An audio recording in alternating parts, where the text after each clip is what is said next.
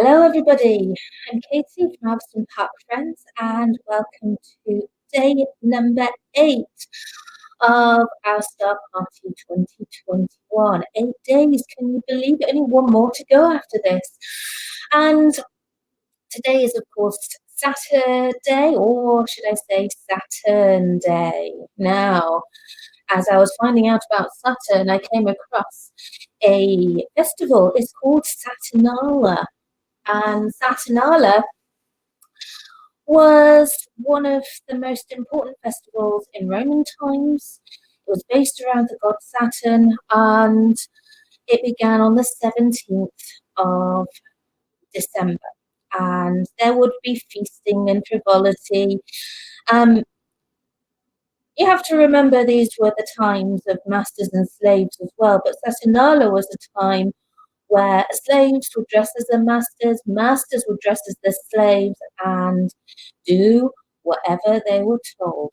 It started off as a one-day thing, ended up stretching for 7 days, right up until December the 23rd. And later on, this festival was replaced by Roman Christians by Christmas. Okay, so let's get into the festive mood for this.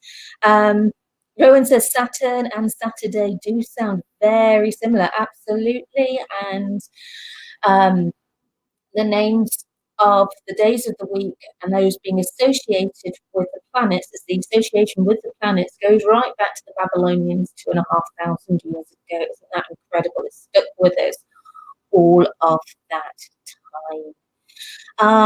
Greetings to all humans, bears, and other species at the party tonight. Greetings, Star Bear. We now seem to have a few bears popping into and out of our Star Party, which is really nice to see. Let's see if I can share my screen. That would be good. Share. Hey, you should be able to see Saturday, day of Saturn, and that looks rather boring. But I've got something really exciting coming up here. Look at that. Judy has actually baked a Saturn cake just for us.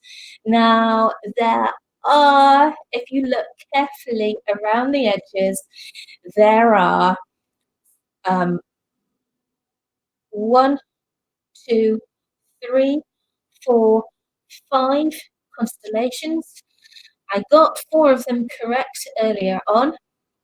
I'm going to give you a little time to see if you can spot them. Oh my goodness, Rowan, you're doing well. Cygnus and Cassiopeia, absolutely. The Plough, which is only part of the constellation Great Bear, it's really an asterism. Chris says Orion, yeah, absolutely, well done. The other one, the one that you haven't got, I didn't quite get either. I'll leave you some. I'll leave you some time. Oh, Starburst Day. We've been hearing about some weird and wonderful planets this week where it would be mostly impossible to live. Don't know about you, but I've always been a fan of the Goldilocks zone.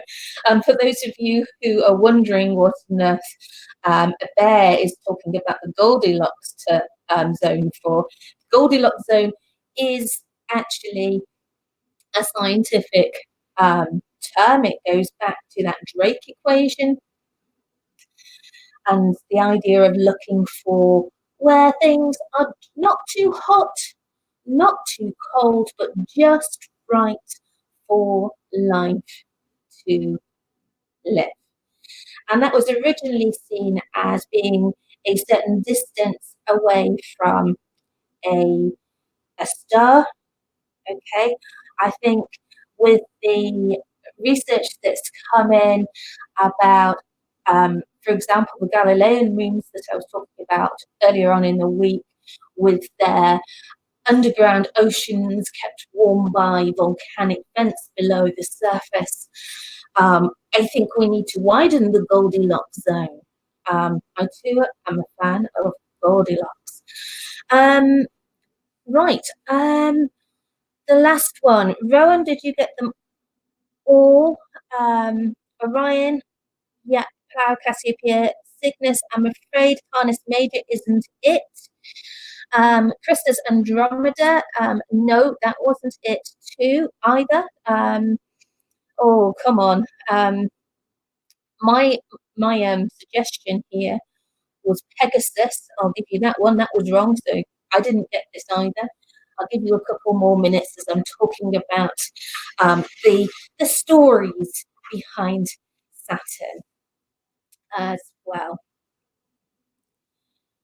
Brian says Perseus. Nope, it's not Perseus either. It's a tricky one, this.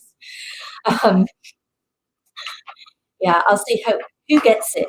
But let me tell you about the mythology of Saturn.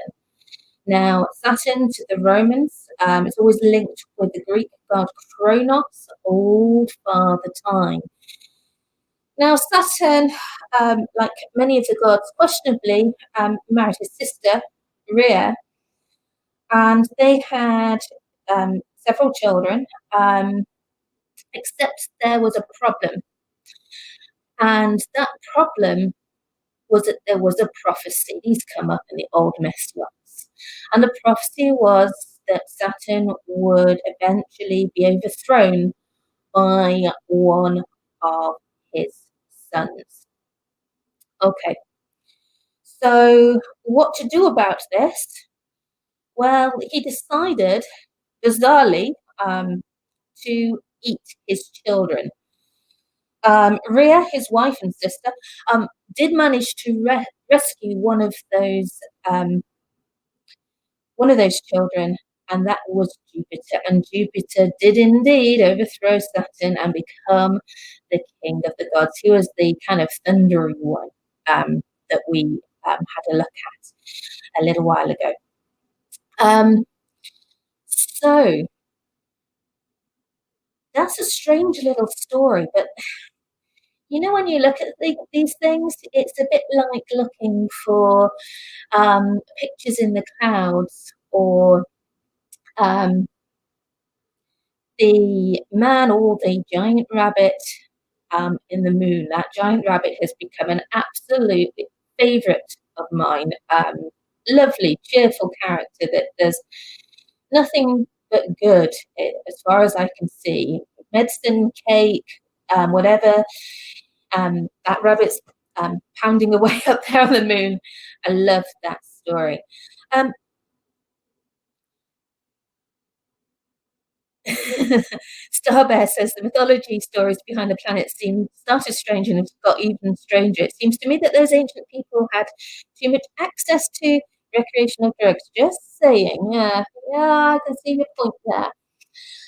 But if we have a look at these things, Mercury was named was the fastest of the gods. He had his winged sandals and his winged helmet, and it is indeed the fastest of the planet. That just comes from observation, though. Babylonian times, they would have tracked the apparent movement against the backdrop of stars, and they would have seen that Mercury did indeed travel faster. So it's a little bit of straightforward observation there. Venus, goddess of love, and what do we find? Venus is actually hot stuff, hot enough to melt lead. Mars, god of war, but not just war, agriculture. Okay, and it happens to be the planet that we are most likely, even if there is just a small chance, it's the planet that we are most likely to be able to grow plants on, even if it is in greenhouses. By the way, don't talk to me about greenhouses. I spent an hour searching through royalty-free pictures of greenhouses before a desperate attempt to phone poor Judy up and ask her whether I could draw on her greenhouse. I wanted a picture of her greenhouse. She obliged. Yesterday was horrible for technology. Just to top everything off, by the way, last night, about 10 minutes after our presentation ended, my laptop decided not to accept at all any keyboard commands, any mouse commands. It was a touchscreen only to get it to shut down. It very much is bear-like in that it needs a nap and go into hibernation every now and then. It is very young, so maybe it's kind of just in its toddler stage at the moment.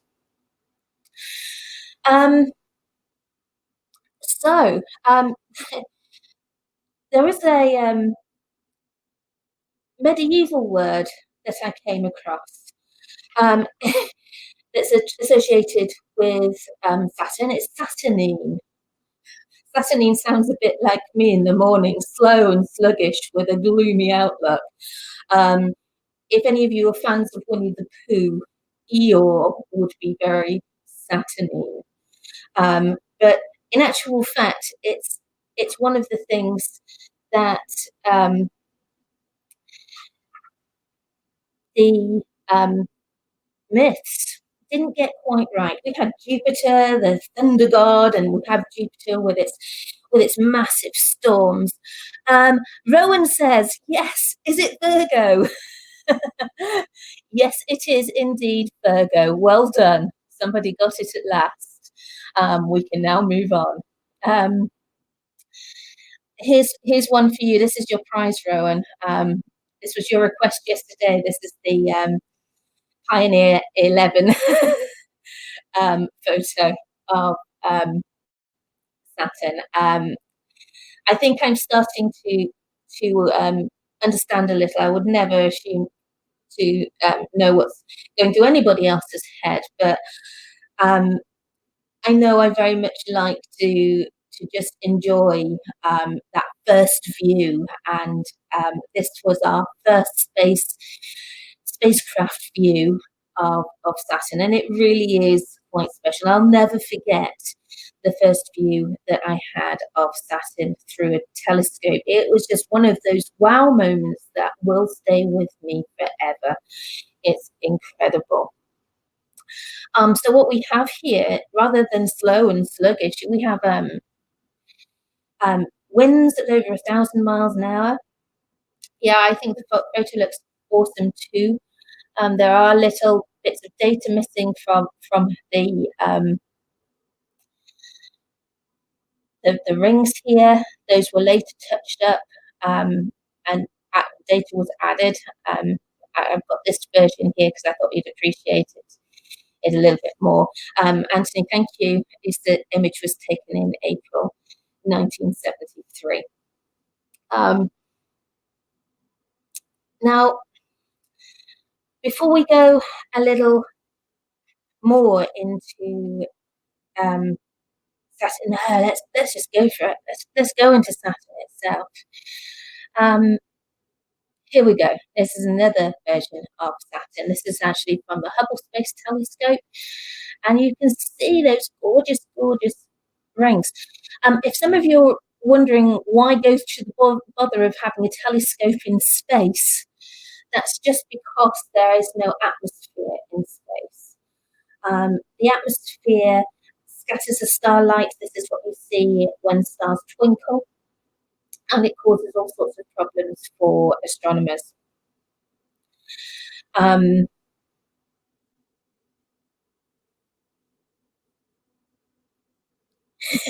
says it's not as good as Pioneer's images. What I'm going to say to you, Rowan, is you've just got a telescope, I believe, and you've got a lot of time ahead of you to explore. Don't rush it. Enjoy that exploration. You and your telescope, you need to discover what you can see. Okay, just random exploration. That just spend as much time as you can enjoying that sense of discovery, and spot something new, then try and find out what it is. You'll know when it's time to move on to other techniques if you want to, or stay where you are. Just really enjoy that journey of exploration. I'm enjoying the journey of exploration with you right now. I'm learning new stuff all of the time that I'm doing this. Rich asks, are the rings relatively new in space-time terms? I'll see if one of the astronomers wants to answer that. This, though, I go back to the rings. These, Ryan says, yeah, not as old as was first thought. These rings, they look solid. It looks like you can cycle around them or something like that. You can't. There are lots of chunks of rock. Some of them are tiny dust grains. Some of them are as big as Wales, the country. Absolutely enormous. They're all attracted. They're all there. They're attracted to Saturn because of its gravity. And you know, these might have been formed maybe from collisions of rocks coming together and not quite just moons that collided, things like that. I'm sure the astronomers will tell you even more than that, but I want to talk about this. Hey, I love hexagons. Bees live in hexagons. They're amazing shapes. Bees are amazing creatures. It's a whole other story. But this is up by Jupiter's pole. Now, the reasoning for this is a little bit of a mystery, but I read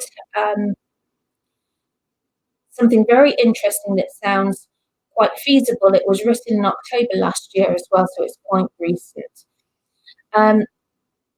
All the planets are cooling down.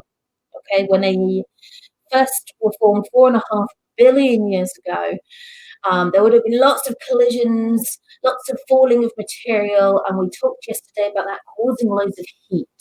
Well, ever since then, they have been cooling down, and there have been currents where the heat moves around the planet. So what they reckon is that there's a huge eastward jet stream because of this movement of heat. We have jet stream here on Earth. And together with that jet stream, you've got some separate polar storms that are just interfering with that jet stream. And just, if you imagine this as a circle, it's just flattening off the edges of the circle into a hexagon shape. I think that's really, really cool. Anthony's put a storm system, but we're not too sure about the fluid dynamics of the atmosphere where the hexagon is located. Absolutely. I mean, this is what's so exciting about looking into space, astronomy, planetary science, is we are discovering things all of the time.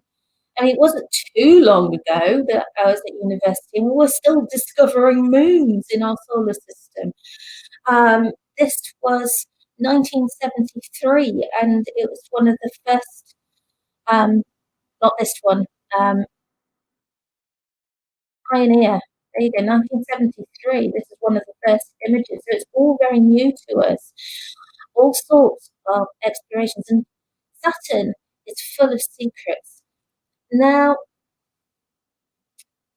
I am going to link back to the mythology right here. Now, Galileo in 1610, he looked through his very rugged early telescope and he thought he saw two moons either side perhaps, and he was a bit confused about what he saw. He wanted to publish it, but he wasn't quite sure whether he was right about this and didn't want to give away too much. So bizarrely, he wrote in an anagram. I won't give you the anagram, it's in Latin anyway. But if you figured out the anagram and then translated it into English, This is what he said: I have observed that the farthest planet, remember we hadn't discovered Uranus and Neptune yet. I've observed the furthest planet to be triple. Okay, so he thought there were three things there. 2 years later, he had another look, and he couldn't see anything else there. Of course, Saturn had moved around in its orbit a bit.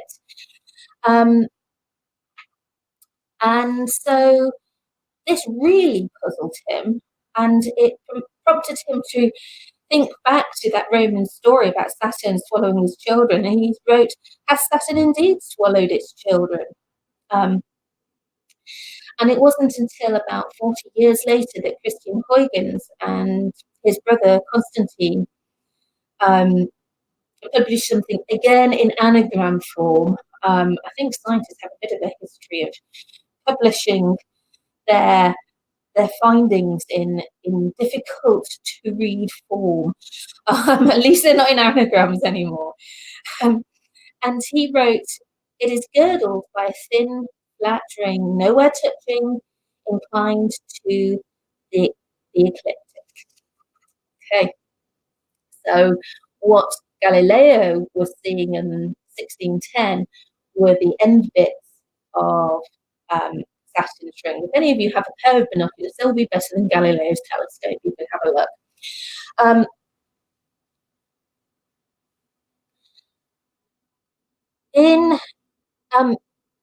Huygens also is credited for discovering Saturn's largest moon, Titan. It was 1847 when astronomer John Herschel suggested that the moons of Saturn take their names from the Titans, the mythical siblings of Kronos who battled the Olympian gods and lost. He suggested that they should all be named after the Titans, except there's far too many moons. So once they ran out of Titans, they have been named after Greek and Roman characters. 53 of them, that is, 29 of them have numbers still and not official names. About 2 tons, by the way, of Saturn is from Earth, and that was the Cassini spacecraft, which was purposefully sent into Saturn's atmosphere. But I was thinking about Herschel, and I was thinking about Alston Park, and I had a strange feeling. I actually started feeling a little bit homesick, which is a bit strange when I'm sitting here at home, but you've got to remember that I lived in Alveston for longer than I have lived anywhere else in my life. So there will always be part of me that sees it as home. And we've had such adventures there. I will never forget this one. And thank you. All the people of Alveston who've come to our Star Party and our other events that supported us. And this wouldn't have happened without you. I will remember the day well. It was Halloween 2012, I believe. I was in frazzled mum mode. Any parents out there will know what frazzled parent mode feels like. I was desperately trying to get my 6-year-old son ready to go to a Halloween party. I was trying to get his costume sorted. The Halloween party, by the way, was at Alveston Park. And then the phone rang, and you think, oh no, not now. And the phone rang, and it was no other than the BBC. Now, the BBC had supported us with the science gardening opening the year about a year previously. And they were asking me whether we could fit a 20-foot telescope in the little courtyard, if you like, of a football changing room building. Now, this was not what I was expecting at the time. at all. They said it's 20 foot long. I said, yes, how wide is it? And I got a few quiet murmurs, and they said, oh, um, we're not sure. I had no idea about the setup of this beforehand. Anyway, thank you very much also to Derby City Council Parks, who I excitedly got in touch with to ask whether we could stick a telescope um, in the park. Thankfully, they took me seriously. That might be because they knew me well, and I had convinced them to bring a real space rocket to the park a few months before. Yeah, how's that for health and safety? Can I bring a space rocket to the park? Amazingly, they said, yeah, okay, I think. We had that. And anyway, the answer to the BBC's question was no, and I squeezed out of them some of the other places that they were thinking of, and that we were Derby was up against Joddle Bank, it was up against Leicester. I think they were certainly in consideration. I don't know how serious things were. I wasn't part of that, but I thought no, this is coming to Derby. And I did a lot of contacting of people that I felt really uncomfortable contacting, and we set up a couple of meetings. Thank you, Derby Museums, you were involved in those discussions, and thank you ever so much for Derby University, who agreed to go ahead with this plan. This is the base of it that was painted with a local primary school. I think it was Markeaton Primary School. So thank you to all the pupils who helped out with that. Give us a shout if it was you.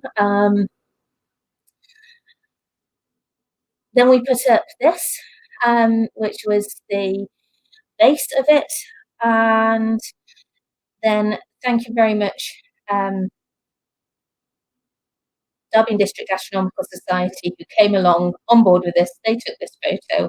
I've taken the liberty of borrowing it. I'm sure you won't mind, but we'll have fights later if you do. This is the thing. It's actually made out of a drain pipe.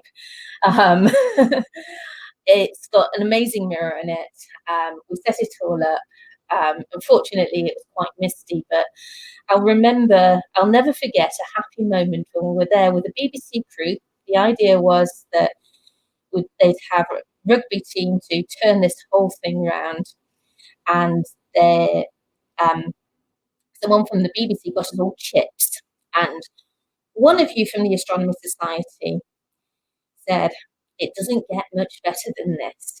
Absolutely true. It didn't get much better than that. I got my 15 seconds of fame talking about wind on Stargazing Live, and we had a lovely event there, quickly followed by our event at Alston Park as well. So that was an incredibly busy year.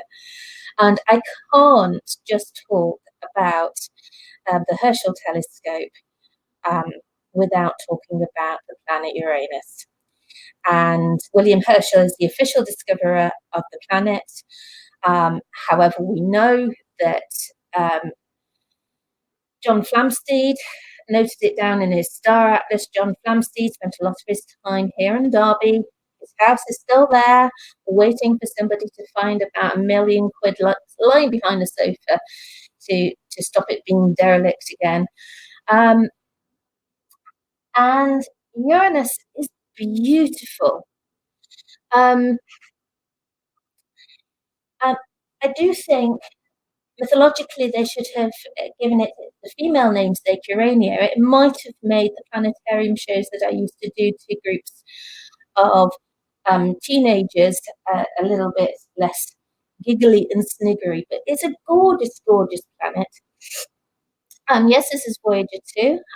Lovely pale blue. And it does things differently. Now, I've got to do a little shout out, okay? And that one is once again to my husband, Dan, who has not only been having to put up with me all through the day,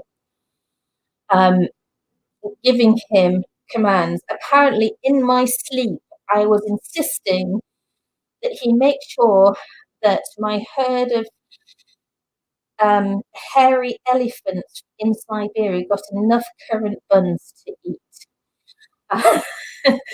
I'm not quite sure where that came from, but I thought it was time for an elephant, the elephant in the room, to star on the show. So here it is. This is Twinkle. He's quite special to me because he's one of the best presents that my son Theo ever got for me.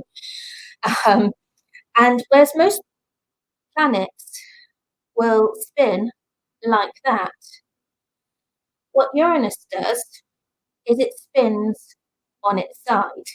Okay, so it's kind of going like that, kind of.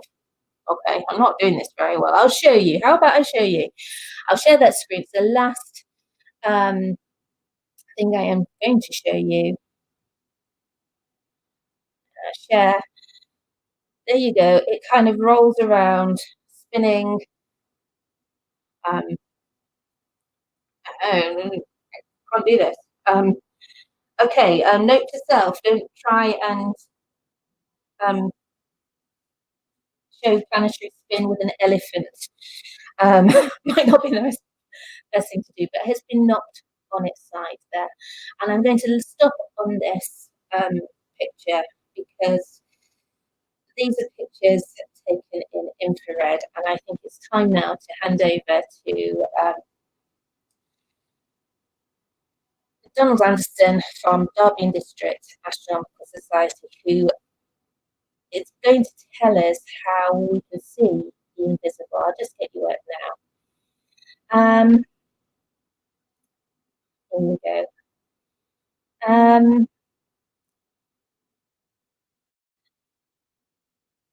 Anthony said, I think its north polar region is pointing sunward if memory serves. There we go. Thank you. Brian says about that Herschel day. It was foggy and freezing. Yeah, it was indeed foggy and freezing. There wasn't a chance to see anything else. What I do think was really special, though, is that a handful of us got to see what William Herschel would have seen through his telescope. With all the aberrations, warts and all, we saw that. And I don't think many people would get a chance. Derby University, if you're listening, just stick a webcam on it. Dead easy. Anyway, hi, Donald. I can't hear you. You might want to unmute yourself. We really can't hear you, Donald.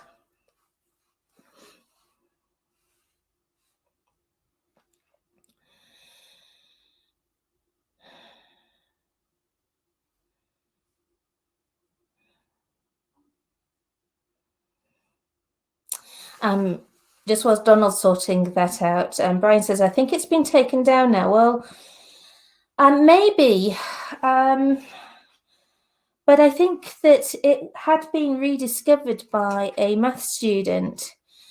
I know that she was asking why on earth it was there. Maybe that's just the structure or something. It would be nice to have that as a something. It is quite a special project. Donald, do you want me to re-invite you? Donald's gone. All right, what I'm going to do, Donald, is close you down and re-invite you. It's helped with some other people. This is frustrating because it was fine earlier. Hopefully that's okay. I'll wait about 10 seconds. Here we go. I'll invite you again.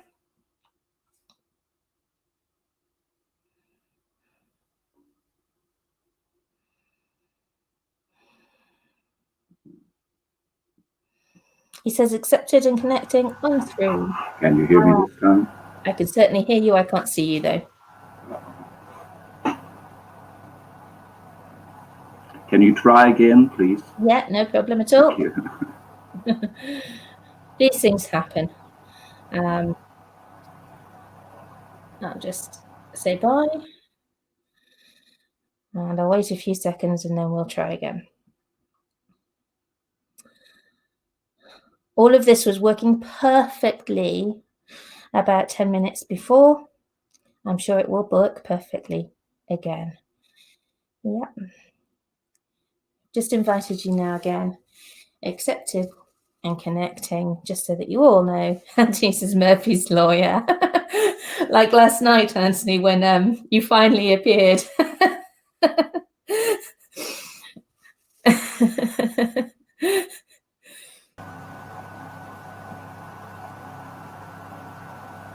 Right, once again, I can hear you. I can hear that you're there. I cannot see you. Oh boy. You could, if you wanted to, try screen sharing from where you are, and I can tell you whether you're coming up.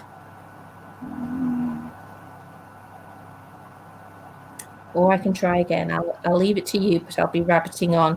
If you can try again, please. Yeah, I don't no know what's problem. happening. Just checking the camera. Anthony says a little touch of the gremlins as well. Mm-hmm. I'll just get bye.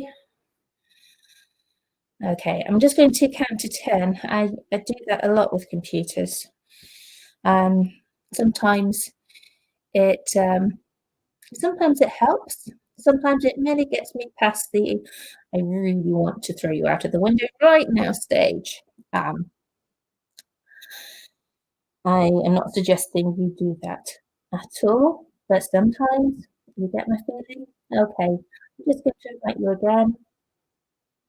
There we go. And we might hopefully see you in just a little while. I once read a news article where police were called to a house because they heard a gunshot. This was, I believe, over in the States. And what they found was a man who had shot his computer, and all he could say to the police was, "It just seemed to be the right thing to do at the time." Again, not a good thing to do, but yeah, sometimes I feel like that too. Rowan's just said a Starlink satellite just passed Uranus. Very cool. The same science satellite passed applied. Are you tracking those online? Anthony doesn't approve of Starlink. They're messing up our viewers.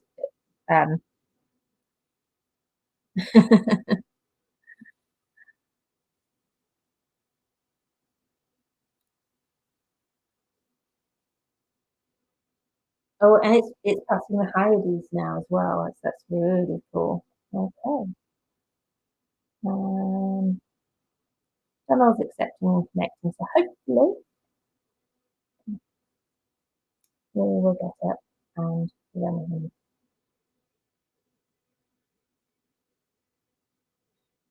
What are you tracking them on, Rowan?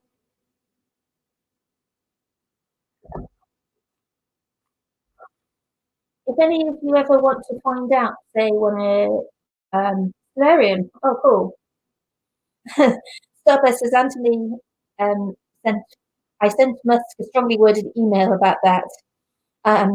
Yeah, I think what Elon Musk can do for us, and I think this is a win-win scenario. He's got so much money, and we know that it's hard for billionaires, as I've mentioned before, to put all of their money into the economy and help that go round because, hey, they've already got yachts and houses and spaceships and whatever. So, Elon Musk, if you are listening, then what Derby needs, first of all, buy us that house, John Flamsteed's house, on the edge of Queen Street. And then what Derby really needs is, and it was my motivation actually to build the science garden in Alveston Park.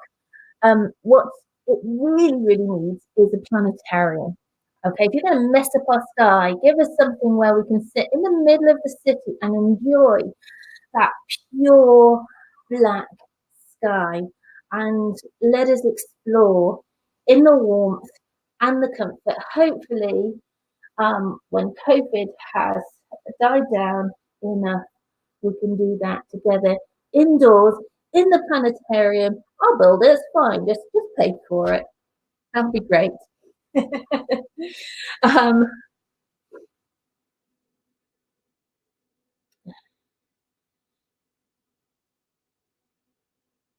okay, so the banks and government bailouts when they make bad financial bets. Oh, yeah. Um, what you do is you sit right by the bailout and then you can't help but collect the money. The Cantillon effect is a really interesting phenomenon to think up, to look up. Peter says Musk could spend some of his billions on buying COVID vaccines for developing countries, then we all call him a hero. Yeah, I'm with you there, Peter, too. Anthony is. That's great. I'm not getting you at all. You've been accepting and connecting for a little while, Donald. Do you want me to remove and start once again? Just give me a little message in chat if you want me to do that. I'm just going to have a look at the questions as we're doing that. See if there's anything I can answer. Oh, dear. Oh, yeah. Okay, sorry. I'll stop doing that and I'll go back and remove you, Donald. And then I'm going to invite you. Let's see if that's it. One invited on screen.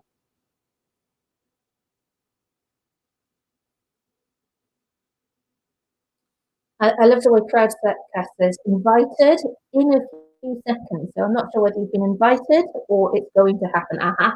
It says accepting and connecting now. Let's have a look again. I like this one from you, Rowan. What's the smallest round body in the solar system? Well, that's a tricky one because it depends what you mean by round. Nothing is perfectly spherical in the solar system at all. So you've got to define round for me to be able to answer that. I'll let you think about that for a little while.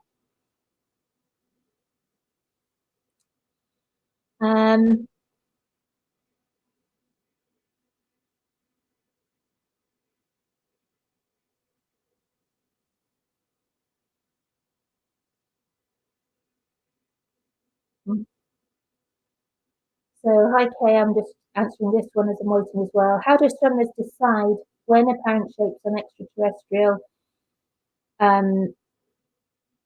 objects, i.e. the hexagonal storms on Saturn, can be dismissed as pareidolia and when further investigation is required to discover any underlying geological physical processes that might have caused the causing apparent pattern? What scientists do, that's a really good question, thank you for that.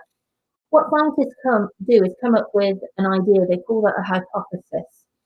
Then they try and test it.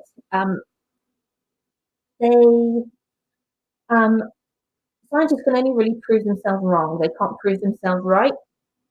Okay, but if they test it and it seems to hold true, then that becomes our idea. If it doesn't work, then they'll look for another idea and test that too. And what we find is that we end up updating our ideas bit by bit. So, for example, Isaac Newton came up with the idea of gravity, and that held true until Einstein came along. So, Einstein came along, and we investigated his suggestions, and his suggestions just said, oh, okay, this works to a certain extent, but actually it's a little bit more complicated than that. So where Newton's laws are great for the stuff that we see around us, if you drop something on your toe or you playing tennis, Newton's laws are great for that. But if we look at things at the quantum level, we need to use different models. So we come up with one, we come up with a hypothesis, we test it. If our answers come up quite similar, then that's great. If we disprove something, that's when it gets really exciting, because that means our ideas need to be changed and we're learning something new. That's a great question. Righty. Donald, where are you? It's still accepting and connecting. I'm just going to remove you and try again. Yeah, I'm going to count to 10 properly this time. So, hey, let's count in elephants. This is better. So 1 elephant, 2 elephants, 3 elephants, 4 elephants, 5 elephants, 6 elephants, 7 elephants, 8 elephants, 9 elephants, 10 elephants, and that's it. Just invited you now. If this doesn't work, by the way, I might invite somebody else up just to make sure that there isn't a specific problem. This is another really, really frustrating thing that we've come up with, because it's been working so well all week, except for you, Anthony, and even that was finally sorted on the day that I was having the most technological problems ever. And then all of a sudden, it doesn't. Anthony, here we go. Science progresses by testing current hypotheses against experimental or observational data. If it matches, then it's right. If it does not fit experimental observation, it is wrong. That's really cool.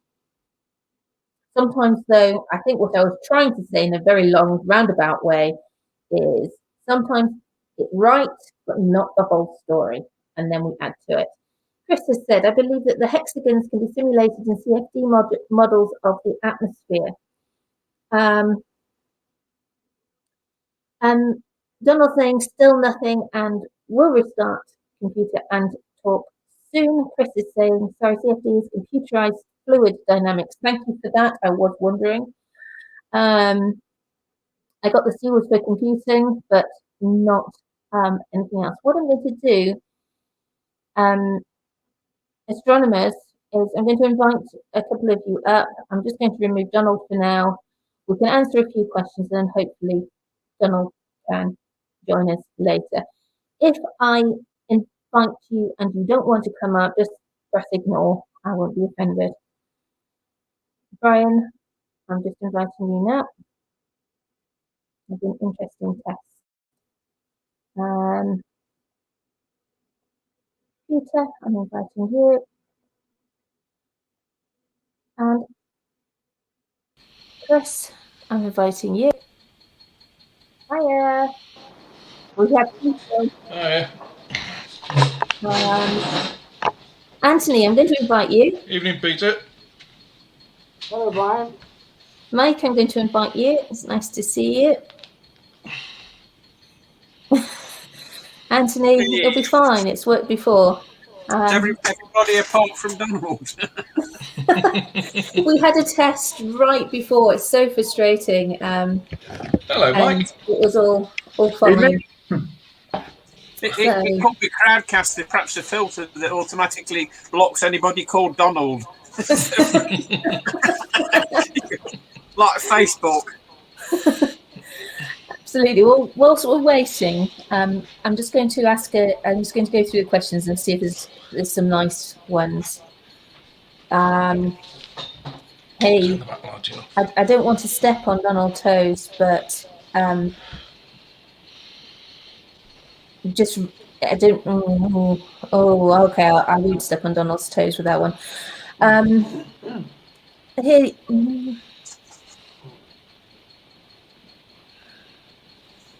This is a good one. This is from Carl. Titan is the only known moon in the solar system with a dense atmosphere and is a candidate for life. How was the moon able to hold on to its atmosphere?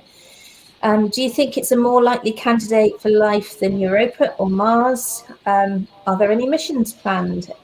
Can any of you answer any of that? I don't know if there's any missions planned. Probably for another 20, somewhere in the 20, sort of 2040s or something like that. As far as the atmosphere is concerned, it's mostly nitrogen and methane, and the methane is well, it doesn't last that long, does it? It's a sort of, it's raining down back onto the planet's surface. I'm trying to think. I was to talk the other day about Titan, actually, and I can't remember what he was saying.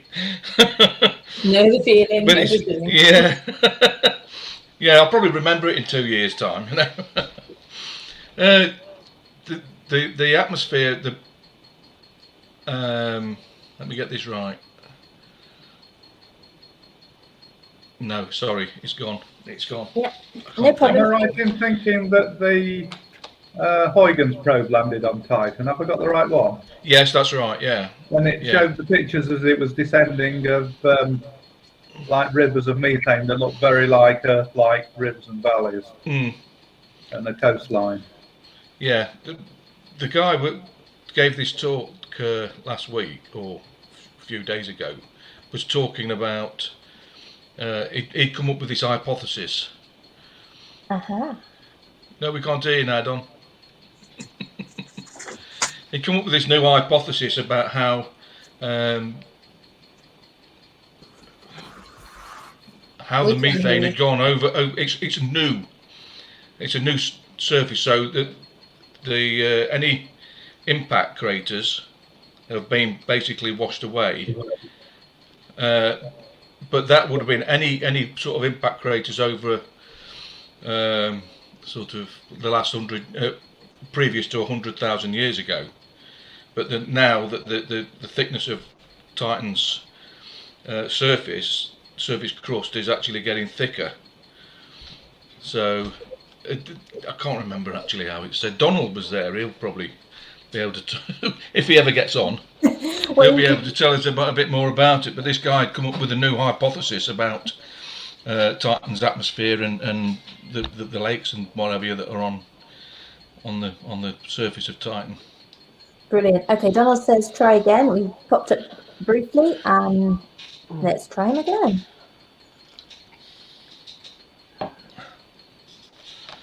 Let's try him again. Okay, and what we're going to do is just get rid of a couple of you. Please don't be offenders. It's just telling me I've got too many of you. I'm going to say bye, Mike.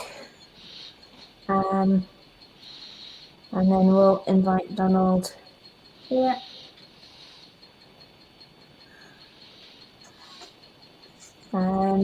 Anthony, you weren't appearing again. Looks like you can only come on when we've got technological problems. Donald, I've invited you, I believe, or not? Yes. No. Okay. Astronomers, I'm just going to get rid of you for a moment. That sounds like the wrong way of saying it. Didn't mean it to sound like that, but I am doing my best here. People. Donald Anderson, it says you're on screen. I can't see you anywhere. I'm just going to, you've got a little icon up, so neither your video nor your, hey, we can see you, but we can't hear you.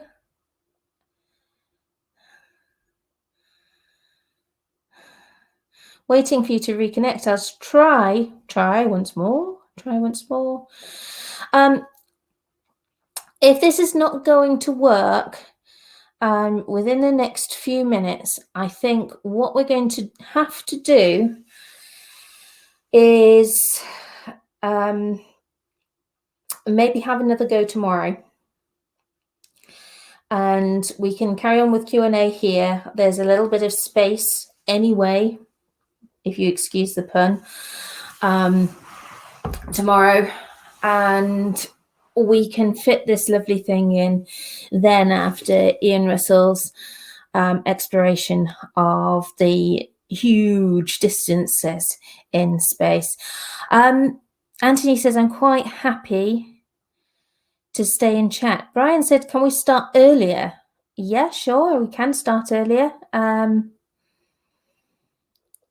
The only problem with that is that a lot of documentation has gone out in terms of our schedules, and they'll be expecting things to happen at 3, but that's fine. Then I was saying, please try again. I'll remove you. I'll count to 10. 1 elephant, 2 elephants, 3 elephants, 4 elephants, 5 elephants, 6 elephants, 7 elephants, 8 elephants, 9 elephants, 10 elephants. Ooh. Back. How Anthony says, how about extending this Sunday session? Would that work? I'm just well aware that that was taking up loads of your time, but that would be preferable for me, from my point of view, and from in terms of getting people here. I think Ian wants to go first on tomorrow, so if we can work around that, that's great. I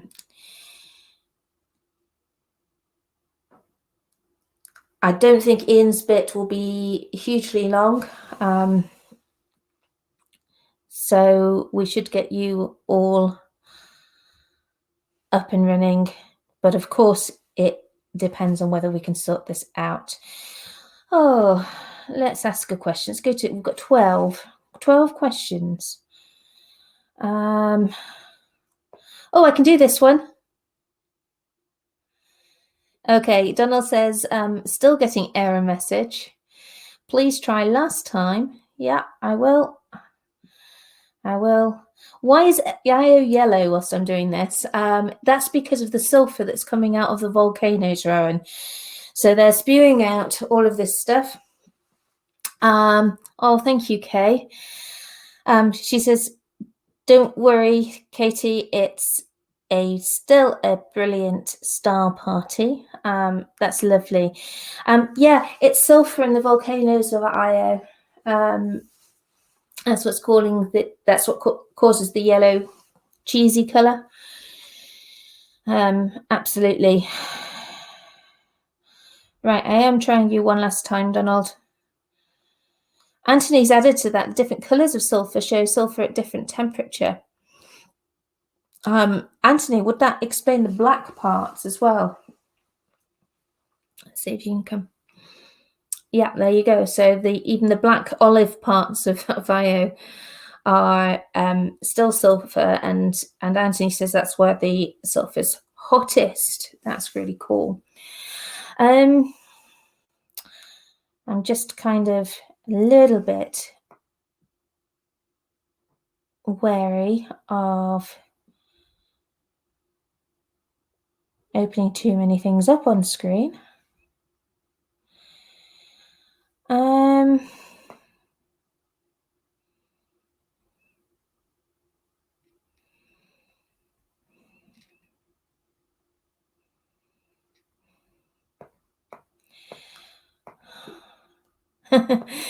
I like this one. What is the smallest moon of every planet? Thanks for that, Rowan. That all depends on what your definition of moon is, which largely depends on your definition of sphere, I think.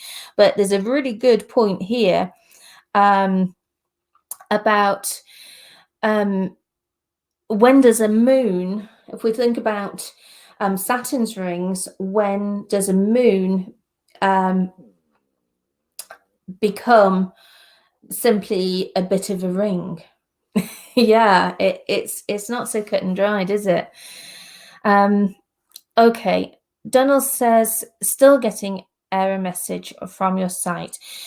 I'm going to ask you a question here. I'll leave you accepted and connecting for a little while in case that works.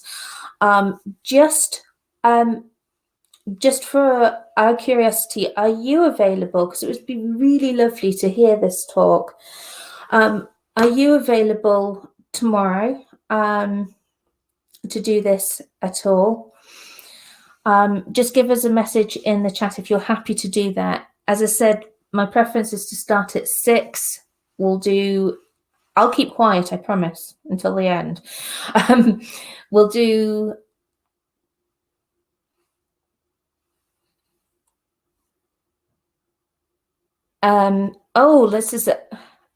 this is a possibility from Chris. Sorry, I'll finish off what I was going to say before. We'll do Ian Russell's bit first, and then you can come on straight after that. Or we can go with Chris's idea, and if you can get on Zoom better, we could set up a session with you offline from Crowdcast that we can record and then play for everybody. It's not ideal, just let me know. What I'm going to do is invite a couple of you up. We'll do some Q&As and we'll see what happens. If any of you are desperate to come up, just a shout in the chat. Otherwise, I'm just going to go, I'll go from the bottom this time because that way,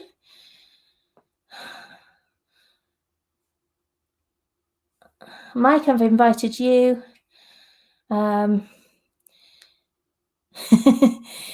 Anthony says questions can be done over chat. Yeah, absolutely. There is a way as well of feeding it through that we might have a go at, if any of you are willing. I'll invite Chris and Peter and of course Brian, and we'll see if we can have just a little bit of a chat to answer some of the many questions that we have here. I'll leave Brian there. Sorry, Brian's coming. I'm getting frazzled. I'll ask you a question so I can be quiet and have some water and answer. Okay. How do you find Pluto through a telescope? Is that possible? Any of you, take it away. Well, I'll go for that. Because I did do this some years ago. Obviously, there's the go-to option, but that's not really, that's cheating. And then there's the problem that you don't know whether you've seen it because it's around about the 14th magnitude or somewhere like that. The classic way is to start with a chart that tells you where it's going to be, and then making a note or photographing the star field in much the way that Clyde Tombaugh did it in 1930. And then you compare what you've got one day with a couple of days later and see the one that's moved, and that's Pluto. And it does work. So, if you know where Pluto is. Yeah, I mean the magazines publish star charts of its region with stars, you know, fainter than Pluto, to give you a bit of a chance. I don't know if anybody's tried it, but it took me several years to get it. The process I've come to that, Mike, is taking photographs of asteroids. Some of the asteroids you can see fairly clearly in a picture, in a photograph. But as you say, you'd need several photographs on successive nights to see which one of the points of light has moved. Which, as I said, it was how Clyde Tombaugh found Pluto. So I've done it for asteroids, but not for any planets. Yeah, I did it with the Vesta a few years ago when it was very close to the Hyades, and I tried to make an animation of it, but the problem was that you've got to have the clear nights, and if they're not equally spaced, then an animation doesn't look very good. Yes. And I messed around with that for a little while. I mean, it impressed me, but not enough to show anybody else. Okay. Thank you for that. I am going to ask this. Rich is saying you can save my question for tomorrow. I was always in two minds about whether to say it, but let's say something about James Webb. Will the James Webb Telescope be powerful enough to look into the atmosphere of exoplanets? I am going to have another go, Donald. Any of you feel happy answering that, or should I save that till tomorrow? Well, it will be. Well, I say it will be. It's what you've got to remember is that the exoplanets are going to be orbiting a bright star. So, but I'm sure it's got the capability, because it's not going to be looking in the same wavelength as the optical. It's going to be much longer wavelengths. It'll see through the atmospheres of planets and pick up those that are sort of opaque or translucent or whatever. So any elements are in there, it should be able to pick something up. But it's not going to be. It's not designed specifically to do that. It's going to be looking further back into time, shall we say, back towards Brian, the Big Bang. From what you're saying, is it'll see the spectral lines of the atmosphere, Possibly, yeah. Rather Possibly. than it standing as if you can actually see an image of it, it'll just be looking at the spectral lines. Yeah. I mean, the thing is, it's going to be looking in a different wavelength to the optical.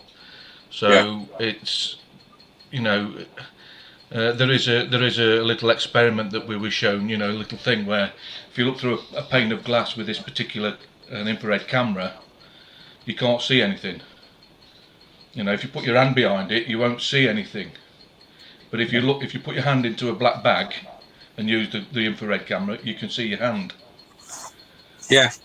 And that's the thing. It can see through things that are opaque, but things that are transparent, it can't. So it's very weird to get your head around. It's very similar to if you're being chased by a police helicopter at night and they've got the infrared camera on, then the best place to hide, funnily enough, is in the greenhouse. Yeah. That sounds like you're speaking from experience, Mike. I'd rather not comment. Okay. Well, there was something said yesterday about the I don't know whether it was on here or on a talk I was in. It was on about the red and blue shift, the Doppler effect, and they were talking about police cars as they went past. Well, I thought I don't hear it when it's going past because it's normally stopped. When it gets to me, it stops. Yeah. So you can use an ambulance for the same thing, you see, because they go past. Yeah. It's quite incredible what they can do. I remember being up at the British Science Festival when it was up in Aberdeen, and they had some infrared camera there. Donald's back, but we can't hear him still.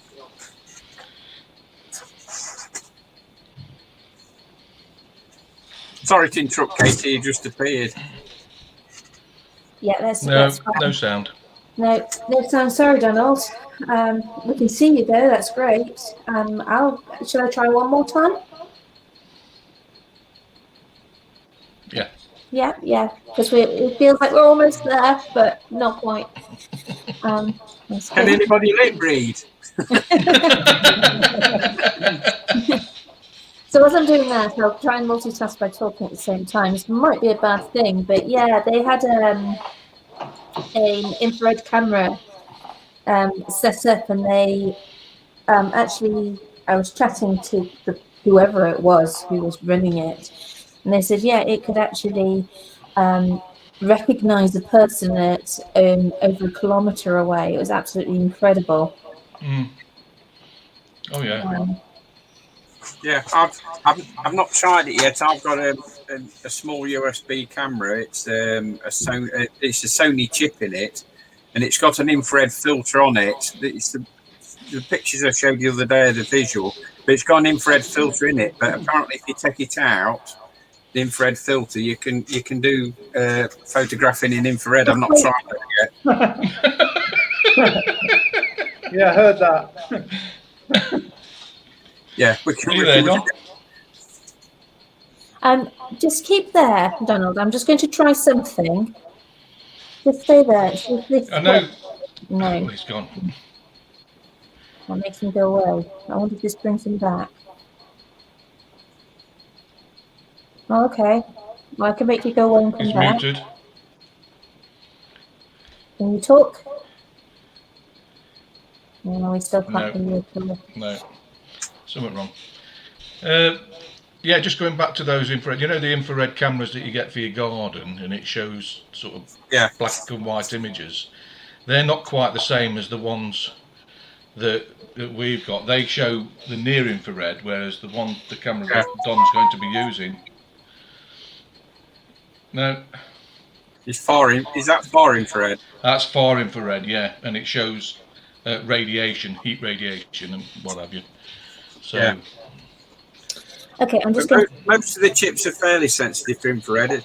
Is a trick that people can use, that if you're not sure whether your remote control's working, you just point it at your phone camera and you'll see it flashing if it's working, even though you can't actually see it. Yeah, it looks purple. Yeah. I don't know if this will work. Okay, I'm going to throw another question at you. Sorry, I've just turned the telly off.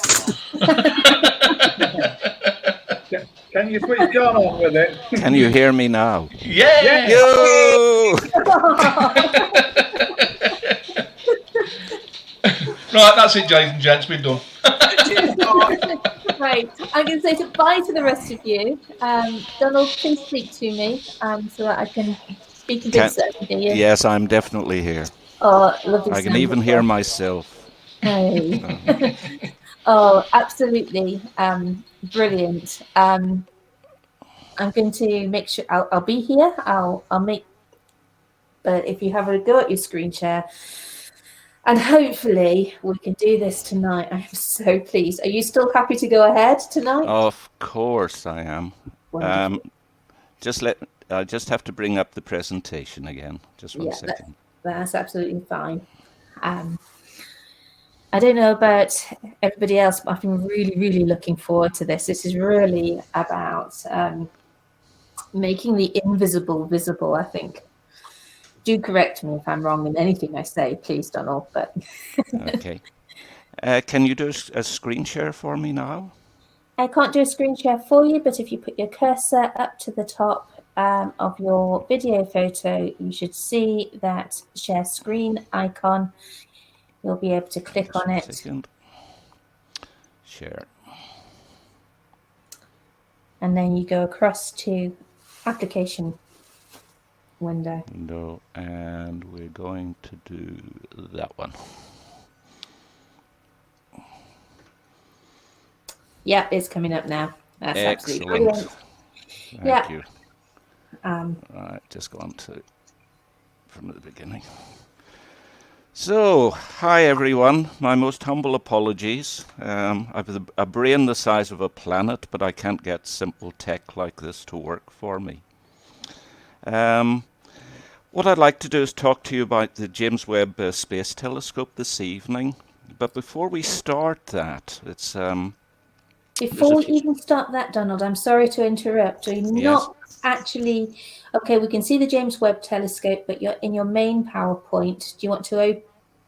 Have you started the screen show yet? Slideshow?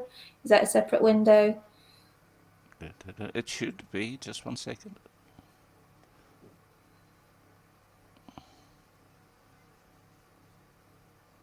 I actually think it will be fine.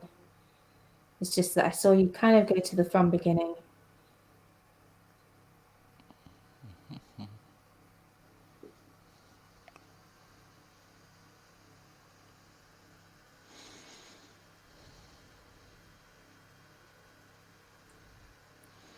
Let me just try it again, please. Yeah, no problem.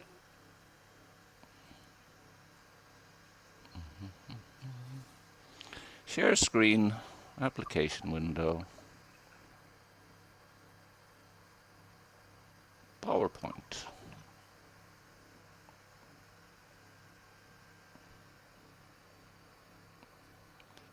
What can you see?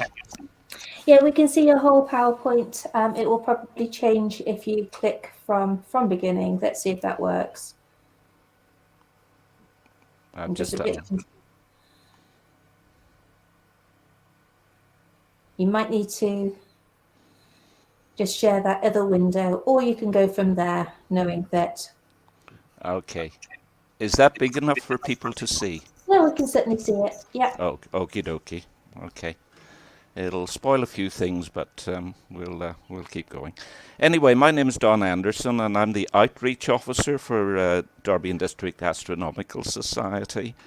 And I just thought I'd get an advert in as well. I do a lot of work with the local schools, clubs, scouts, guides, brownie societies and organisations. And if anyone would like us or to get involved with us, we can come out and speak to you in the schools or at your society, or you can come and visit us at the observatory. You'd be more than welcome, and we can tailor any event or evening to suit what your particular needs are. The James Webb Telescope is an absolutely fantastic adventure that we're just about to embark on this year. It's a project that's been running for about 25 years, and it initially started with a budget of about £600 million, with an expected launch date of 2007. Well, we've well exceeded the budget. It's now running at about £9.6 billion, and it's about 20 years late in launch. The good news is it's going to launch in autumn of this year, somewhere around the end of October. Keeping our fingers crossed for that. Hopefully COVID doesn't affect that launch too much.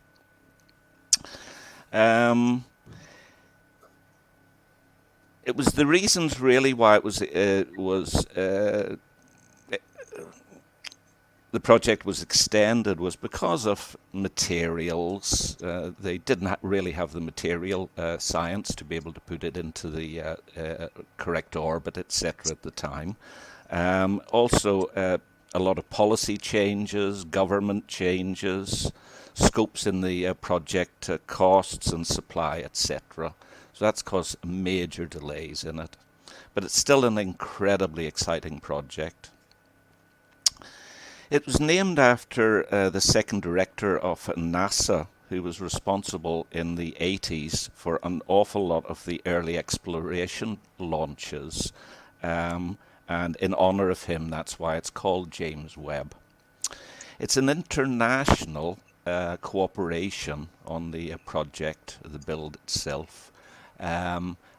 The European Space Agency has been very heavily involved in it, and I'll explain a little bit more later.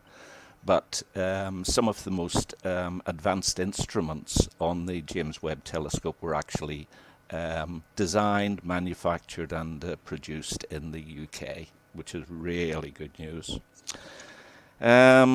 So let me move to the first slide.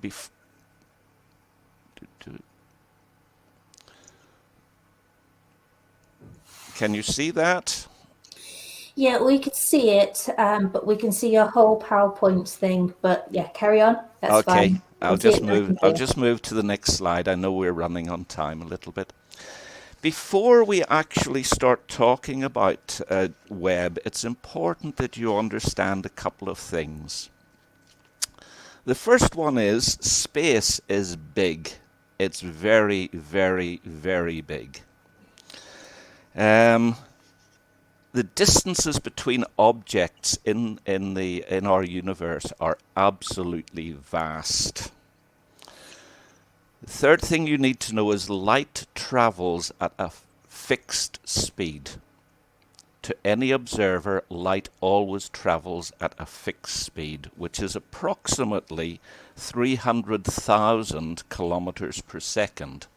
It's pretty fast, but when you take that into the context of the size of the universe, it's pretty slow.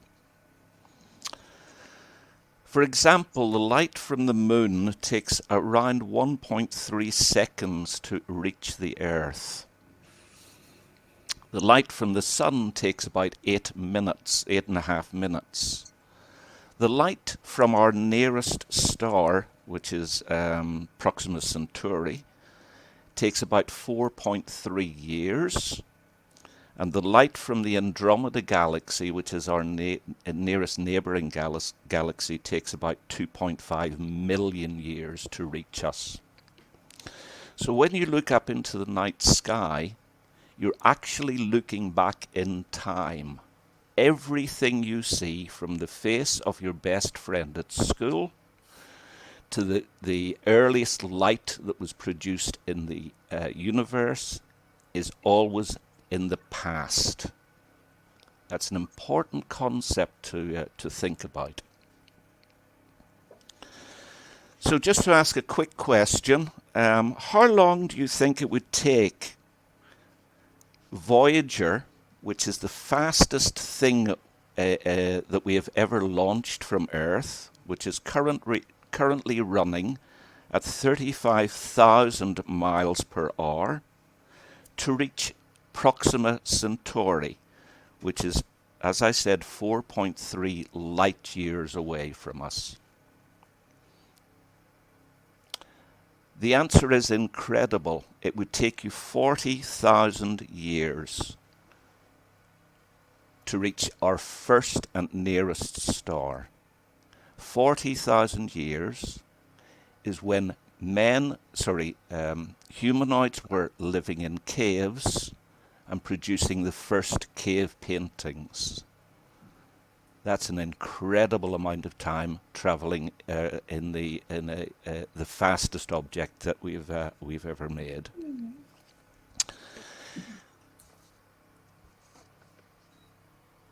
What you see in the slide in front of you is our universe in a time scale. The scale at the bottom, can you see the cursor? Sorry. Yeah, we can see your cursor. Yeah. Okay. So this is us. This is present day. This is year zero. 13.8 billion years ago, there was something called the Big Bang. I'm not going to go into any detail about that because we're still discussing what caused it. But basically, at the beginning of time, there was nothing. Absolutely zero. Something happened, which I can explain to you, but not at a future date. I would love to come back and discuss that with you. But for the moment, you have to believe there was absolutely nothing, and all of a sudden, the universe started to inflate. That's an important word. We don't really talk about Big Bang nowadays. We talk about inflation. So it's like a balloon blowing up. So this is 13.8 billion years ago we had the Big Bang. Within a few milliseconds, things started happening. The fundamental building blocks, the Lego blocks that make atoms, were formed only within a few seconds. They then started to form atoms, and the atoms started to form the first elements. Okay? The first elements being the lightest elements in the universe, which are helium and hydrogen, which are both gases. The gases started to accumulate into clouds in what we call the dark ages, the cosmic dark ages. And the clouds started to get compressed by gravity, and they burst into light. I can go into much more detail on that, but that's the subject of another lecture. So here you can see, just at about 300 million years, the first stars started to appear in the universe. That's those little red dots. Now they were protostars. They were quite small. They weren't very bright. They didn't last very long compared with the objects that we can see in the sky nowadays, but they were our first stars, and it's the first light we saw in the universe. So the universe was dark for about the first 350 million years. The furthest that any optical telescope could see in the universe would be those protostars, the first light. The nearest we've got to them is with the Hubble Space Telescope. Oops, sorry about that.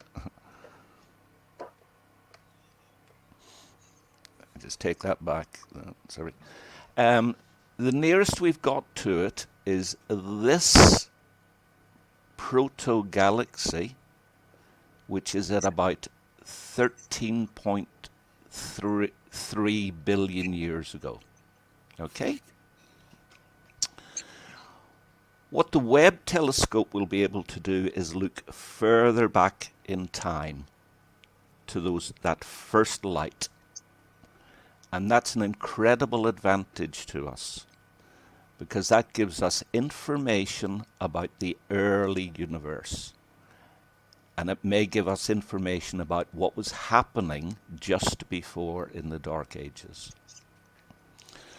So from this point onwards, as the young stars started to form, they started to form galaxies. There's this period called the reionization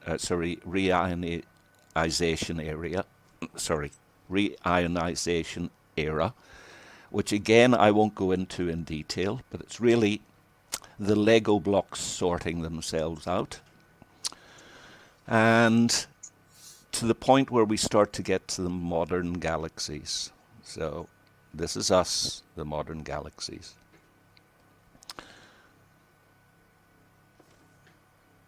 Please stop me if this doesn't make any sense. The important thing to remember is when you look into the night sky, the further back you go, you're traveling in time. So the universe is basically a huge time machine. The light from these galaxies, these early stars, takes about 13.5 billion years to reach us. Okay? There we have a lovely photograph of a rainbow. And the important thing about rainbows is the colors are always in the same order. Red, orange, yellow, green, blue, and violet. And that's what we can normally see. That's what our eyes are tuned for, to actually see those individual colors. So let me move to the next slide. This is an animated slide, but because I'm not showing it on full screen, it probably won't animate. Okay? So any sunlight is split, okay? Can be split into its fundamental colors.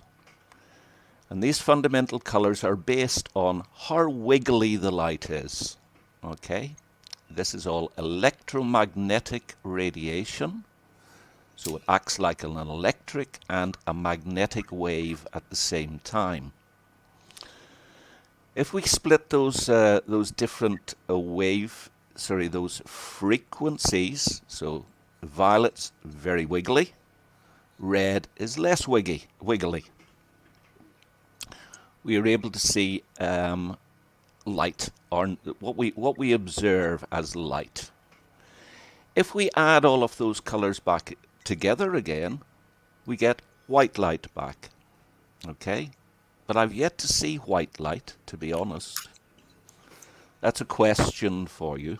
If someone can explain to me what white light is, and if they've ever actually observed white light. But outside this range of colors, there are other lights. And it's important that you understand that outside the standard spectrum, there are other kinds of light. One of them is infrared, and the other one is ultraviolet. The one we'll be interested in today is the infrared side. So these are longer wavelengths, okay? So these are the short wiggly ones, these are the intermediate ones, and the infrared is longer wiggles on it. So it's like ripples in the sea. These are very stormy days. These are much more calm days. Oops, next slide. So when we look at the electromagnetic spectrum, as I said, you've got these very, very fast acting electromagnetic waves down at this end of the spectrum, and we've got very long ones down at the radio end of the spectrum. And in between there are other ones like microwaves and ultraviolet and X-ray. All of these waves we actually use in astronomy. So we use radio telescopes to look for this long wavelength, and we can tell a lot about the universe. We use microwave to look at the noise, the sound, the color and the temperature of the Big Bang, or at the point of inflation. And we also use X-ray and gamma, which again I won't go into in any detail. We don't use ultraviolet very much, but we do if we're trying to discern what a planet is made of, what kind of materials it's made of. The ones we're interested in are the Hubble, the James Webb telescope, and the Spitzer telescope. The Hubble telescope can see brilliantly in the visible area of the spectrum. So it's just like a big, overgrown, lumpy camera. It can see a little bit of infrared, okay? If we look at Spitzer, Spitzer is only looking at this area of the infrared, from about the what we call mid IR up to the longer wavelengths of IR. What James Webb does is looks at some of what Hubble can see, but it looks across the infrared spectrum. Why is that important? And we'll learn what advantages we can get from infrared through the presentation. So please bear with me on that. The important thing to remember is James Webb is looking at infrared light. Whoops, next one. Next slide. Okay, so if we look up into the night sky on a cloudless evening around about this time of year, we can see Jupiter. And with a pair of, so the image you can see is what you would normally see just with your eye. With a pair of binoculars, what you will start to see is a bit more resolution, okay? And you'll start to pick up some of the moons of Jupiter as well. Just going to slide down.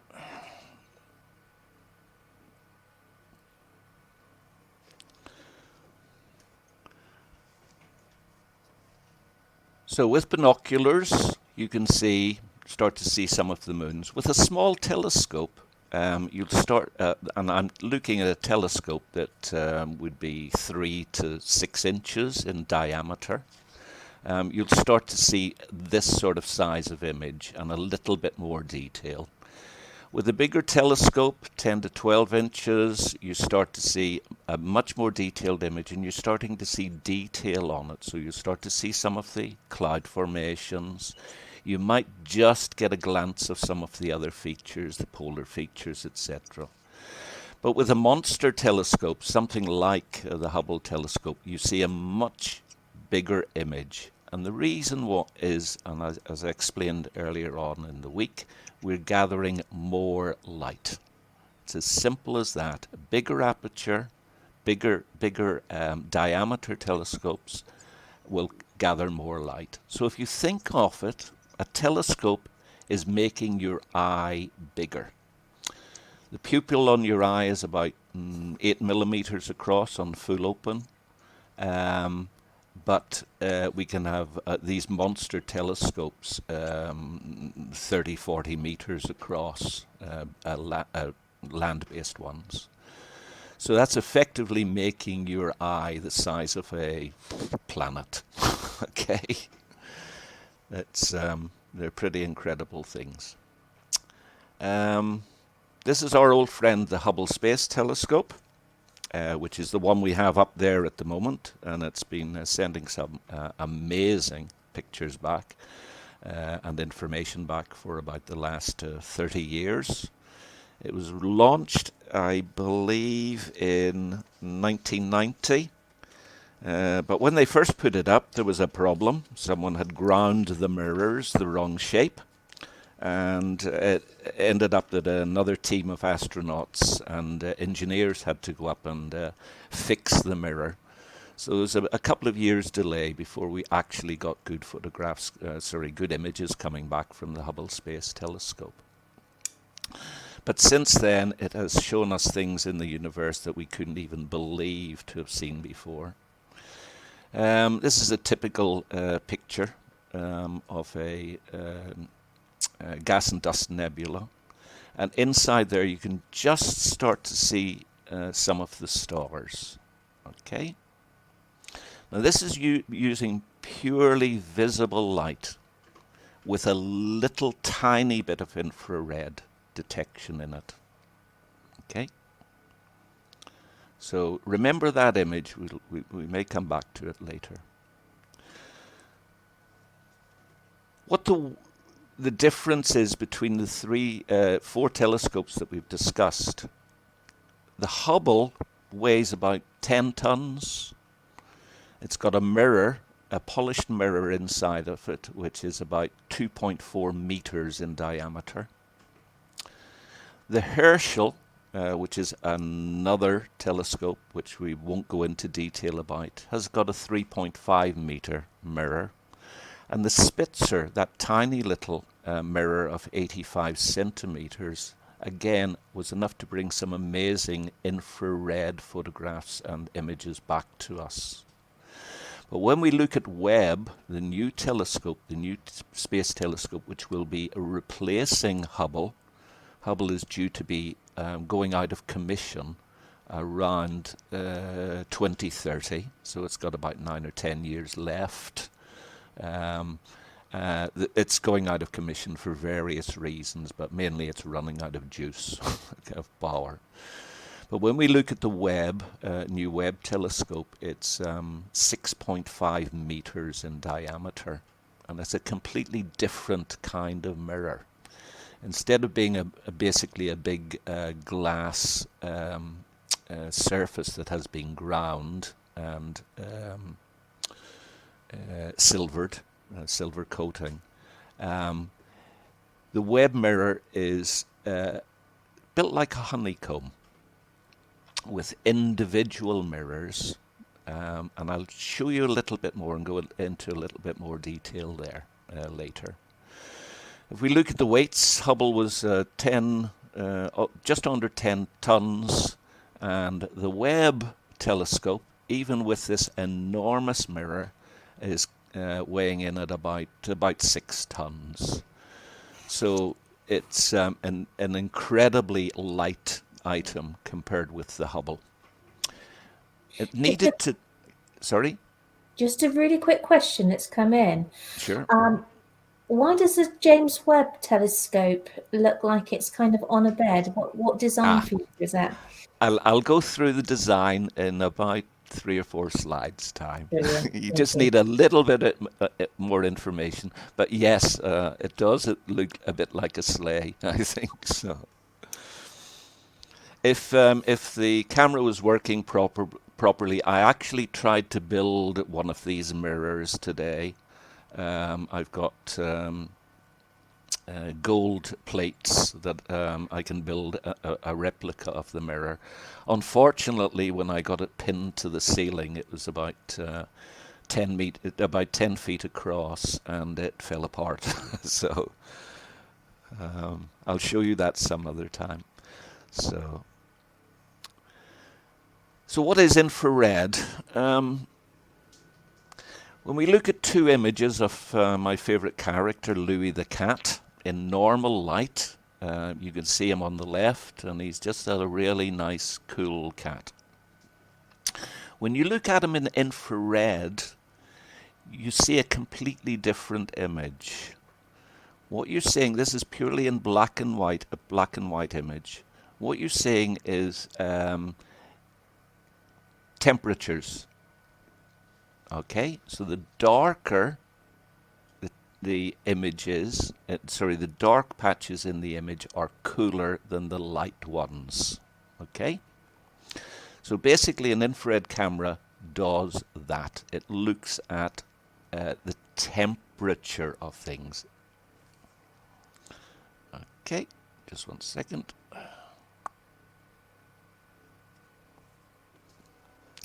So this is what the James Webb telescope looks like. That flat bed on the bottom, I'll come back to. The important thing is the mirror, okay? The 6.5 meter mirror. Light coming in, infrared radiation or light coming in is reflected off the mirror to a second mirror and then down through a hole in the center of the mirror. It's very similar to reflection telescopes that we use in astronomy. So the mirror is shaped in a particular way so that any infrared radiation will always be centered or always reflect back onto the secondary mirror, this one, and then down that hole. So it gives us the ability to gather 6.5 meters of infrared radiation and put it down this tiny aperture. Okay. Again, that's the animation slide, which I can't show you. So I'll just go back to the previous slide. Inside that aperture is the detectors, different kinds of camera, basically looking at the infrared radiation coming in. This is one of the cameras, and it is the main camera, infrared camera on the Webb telescope. It was designed. The original idea, the design, and the build of this was all done by Professor Jill Wright, who is a UK physicist. And it's an absolutely amazing piece of equipment. It can detect the heat signature, okay, of a bumblebee flying across the surface of the moon. So it can detect the difference in temperature of a bumblebee's body flying across the surface of the moon. It's also got visual capability, and it's capable of discerning detail in a 1 penny piece at 25 miles. This is an incredible piece of equipment and an incredible a piece of work that's been done in the UK. Just a quick one from Yes. Anthony. Is this the one built by Leicester Uni? They were partially involved in it. It's an European Space Agency project, but it has a lot of it's been built in Leicester. Thanks for that. The guys you can see it's people. Okay, people make these things. Okay, people think about the original idea, It may take them a long time to get the money and the funding to be able to do it, but it's people that make these things, and they are incredible technology. I can't remember which way around. Oh, the guys in the blue hats are from the UK, and the guys in the white hats are from NASA. And I'll explain why from NASA in a minute. So what is James Webb Telescope going to be able to see? One of the problems we have is detection of comets. Comets are great big dirty snowballs. They're big lumps of ice with rock. So they're very cold. In a very cold universe, it's very hard to see them. Okay? What I'd like to do is just show you, I have an infrared camera. Now I hope this works, okay? So I want to share with you. Okay. It'll just take me a few seconds to bring it up. That's fine. Can you see FLIR on the screen? No, you might have to stop screen sharing the one you are and then go into your infrared camera. So how do I stop? Oh, stop sharing. Okay. There we go. Can you see? We can see you now. Now you'll need to start a screen share with your camera. Right. Where do I do that? Right, remember the cursor up to the top of your picture. Oh, yeah. Sure. And then you've got the screen share button. And then you'll probably need to go to the middle option, which is application window. Yeah, we can see that. That's Got brilliant. it. Great. Okay. Can you see me on screen as well? Just as a small little box down Okay. on the right-hand side, left-hand side. Can you see this? This is an infrared camera. It only sees in infrared. Yep, we can see that. Okay. So what I'd like to show you is some images. Right. The first one, you have to try and guess what it is.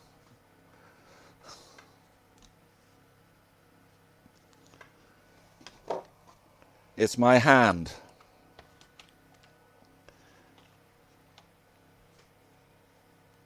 Okay. And what you can see is different temperatures across my hand. Can you see that, Katie?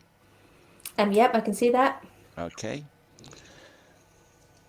Right, let me show you something else. What do you think that is? You've actually got a drink. We've had a whole discussion along the side where I was trying to get down to grab me a drink. Okay. It looks like a glass of wine to me. It's actually just a cold glass of water. Okay. So let me just put my hand onto it for a second.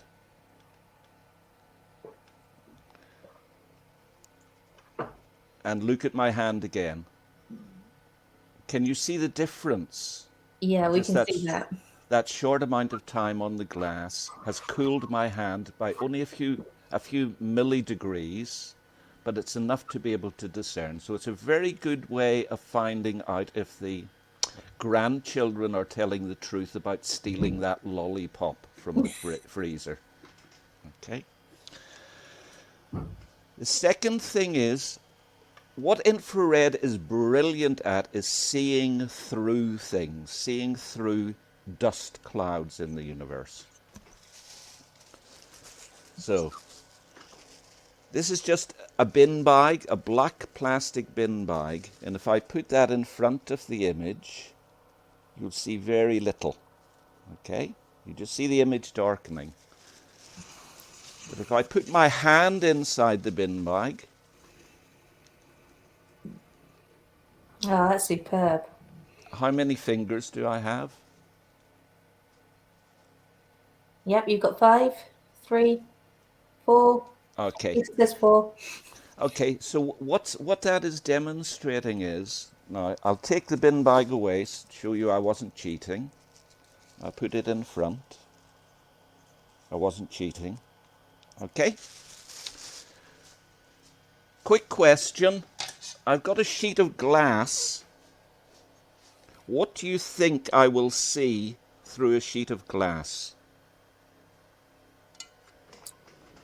Come on in the chat.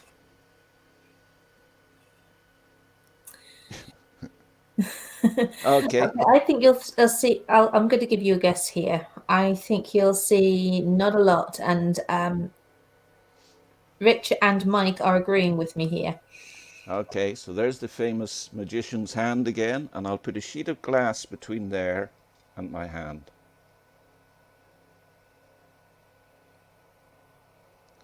So IR, infrared, does not pass through glass. And if anyone in the audience wants to send me why they think that's true, or why it's correct, and a little diagram, I'm sure the club could come up with a prize for the best answer to that. Okay? So a diagram, a picture, a video, don't care, but tell me why glass stops infrared light, but why it gets through a black plastic bin liner. Okay. Does that make infrared light a little bit easier to understand? Absolutely. Good. So, the title of the... Let me just close things down. Ooh. And share again.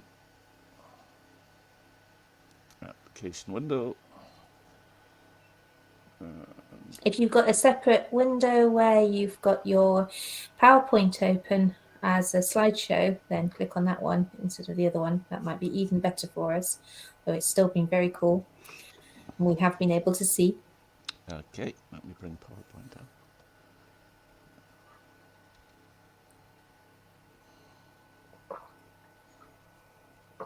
Is that showing PowerPoint? Not yet. Okay, back to the window again. Share. There we go. Should go on back. There's some things coming up. Yeah, we're back into PowerPoint. Just open it up. Okie doke. So, as I said, one of the things that Hubble will be able to, that Webb will be able to see are the very cold comets that are floating around. Some of them could be really nasty to the Earth in the future, so it's kind of important that we see those. Some of the other amazing objects that we'll be able to see are some of the giant planets, some bigger than Jupiter. Which are too cold and too far away for us to visually observe, but we should be able to pick those up. The other ones are the dwarf brown or brown dwarfs. They should become visible to us in infrared, where we're unable to pick those up in visual light. We know they're there, but we actually haven't observed them yet. And I don't know if you know this, but there are planets out there, and we know they exist, which have not been trapped by in a solar system. So they haven't been trapped by a star or a sun. And they're wandering around the universe, and we'd love to know more about them. Now, Hubble should be able to help us with that. Oops, next one. That one. The other one, which is really important, is to look at some 300 exoplanets. These are planets that we know that are orbiting around local suns. And these are just some examples or graphic examples of what we might see. Not only will they be able to, it will be able to observe them in more detail, it will also be able to look through the atmospheric cloud as well. So it should be able to see water content and hydrocarbons, etc., and make a judgmental decision whether life could actually form on those planets. And then obviously we'll find a few, and we'll take much more notice of them in the future. So it's going to find more exoplanets, and it's going to help us confirm whether there is the possibility of life existing on them. So to help Starbear, yes, we are looking for Goldilocks at the moment. Another area is something called dark matter. When we basically weigh the universe, the mass in the universe, that's the weight of all of the objects, all of the dust of everything that we know, only accounts for about 10% of the weight of the universe. We know there is other material out there which contributes to about 90% of the mass, and we call that dark matter. It's called dark because we haven't a foggiest clue what it is. There are a few ideas, but no one really knows. Most of the astrophysicists in the world are working on the problem, trying to get a Nobel Prize, no doubt. But there are opportunities because of its capability to see how other things react, how the objects in the universe react to dark matter. Let me just go to the next one.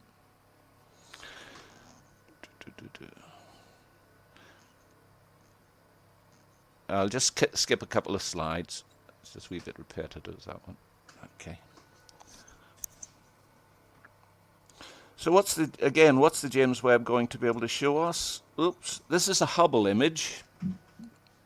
Again, of a large dust cloud, and you can start to see some of the minor stars in it.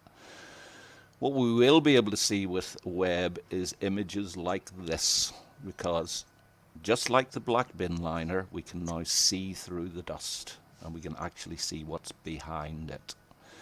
So we'll be able to hopefully see the formation of stars, probably at points like this, but much more detail about what the constitution of these objects are. Oops, just go back one. Again, we can look at spiral galaxies, or galaxies. This is actually the Black Eye galaxy. And the strange thing about this is that the center of the galaxy is rotating in a different direction to the outside. This is just like a Catherine wheel that you would have at Halloween. And all of the sparks, when it comes off the Catherine wheel, should be going in the same direction. Oops. Sorry, just should all be going in the same direction. In this case, they aren't. So Webb's going to help us with things like that. It's just another spiral galaxy. This is the sort of detail we all will be able to see. Sorry.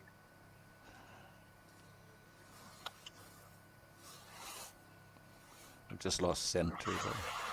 No, that's fine. Okay. Right.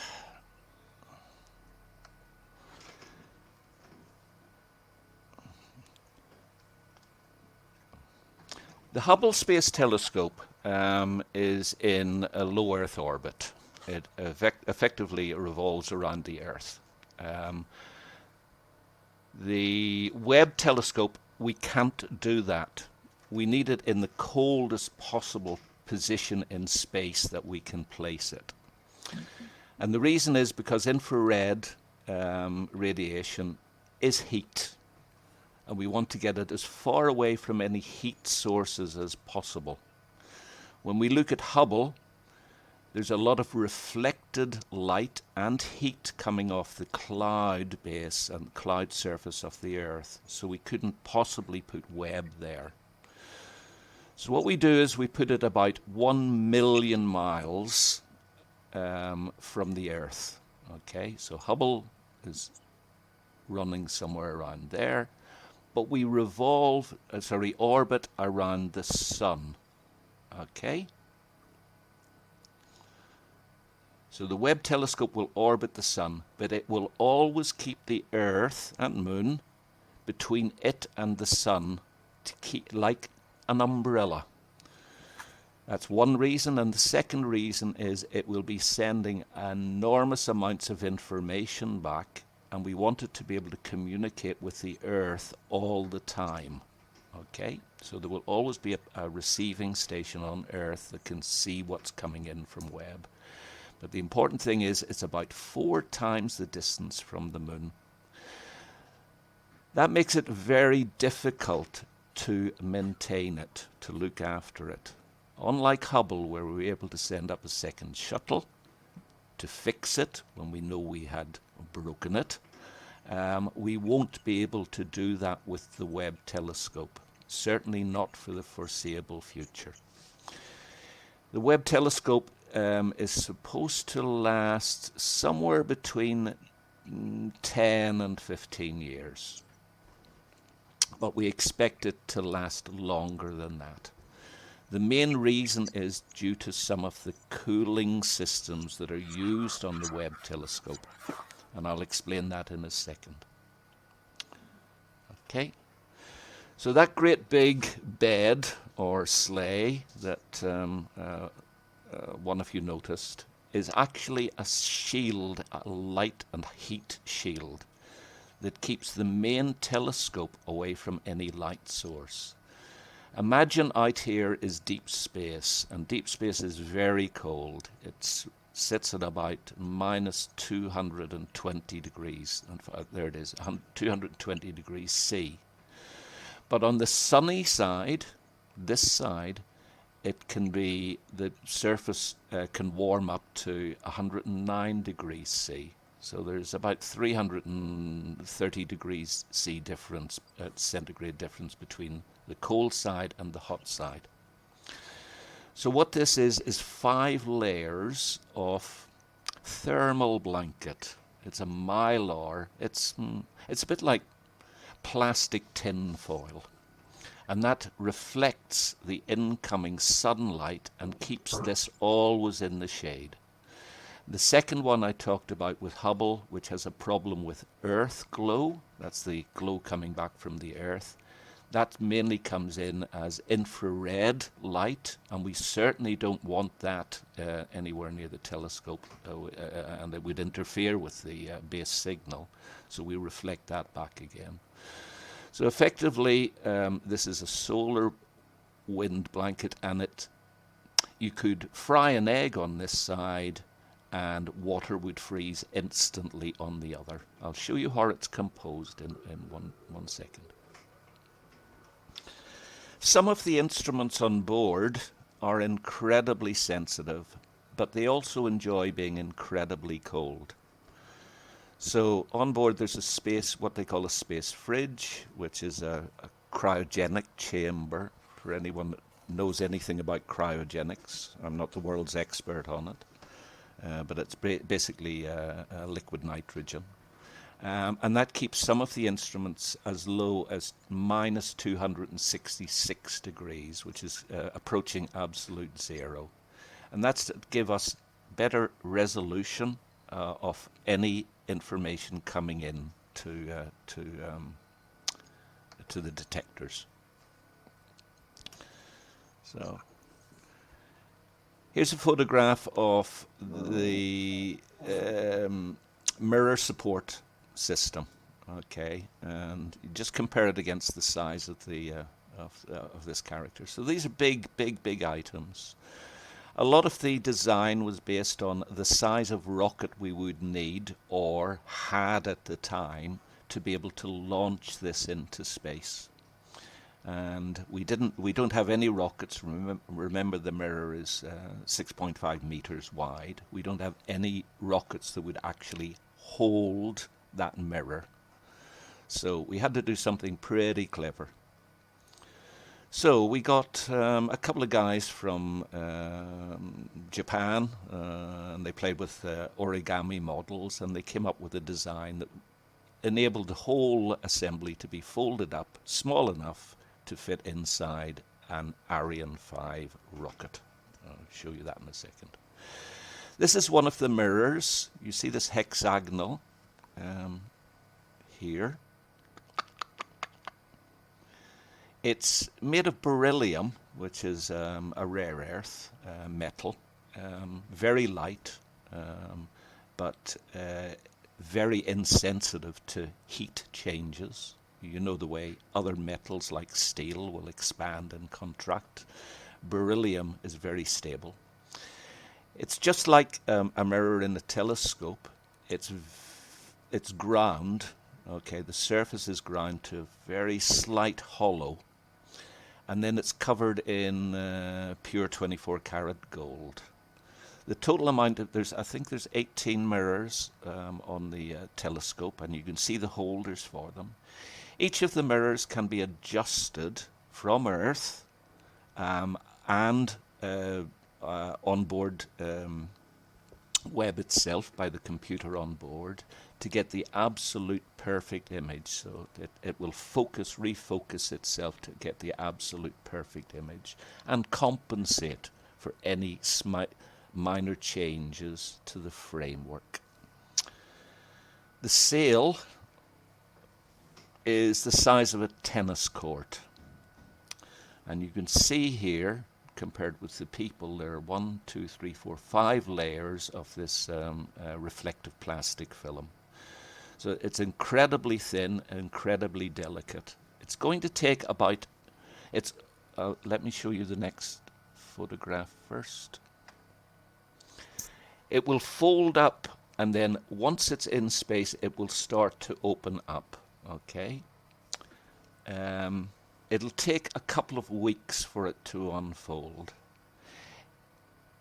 If you've ever tried to peel 2 pieces of cling film apart, it's as delicate as doing that. So this is a huge piece of machinery being sent into a very hostile environment on a very rickety, rocky space vehicle rocket, and then it's expected to unfold perfectly and last for 10 years. It's just this unit alone, the technology that's involved in that is incredible. This is the mirror itself, and you can see the size of it compared with the characters down in the view. And these are the I call them sails. The thermal protector folded up. Okay, there's one there and there's one there. It'll make more sense when we look at the next photograph. Sorry, I just got almost. We're almost there, guys. So where we are at the moment is here. Okay. It's all been assembled, and you can see the thermal shields folded up on each side. It's almost through rigorous testing, and that's the testing of everything on board to make sure that it will survive the incredible mechanical journey that it has to make into space. And this is it sitting inside the nose cone of the Ariane 5 rocket. Okay. So at the moment, they're about 2/3 of the way through the final testing, with the objective of getting this over to French Guiana on the east coast of Africa, which is where the European Space Agency launch Ariane rockets from. And that's due to happen in October.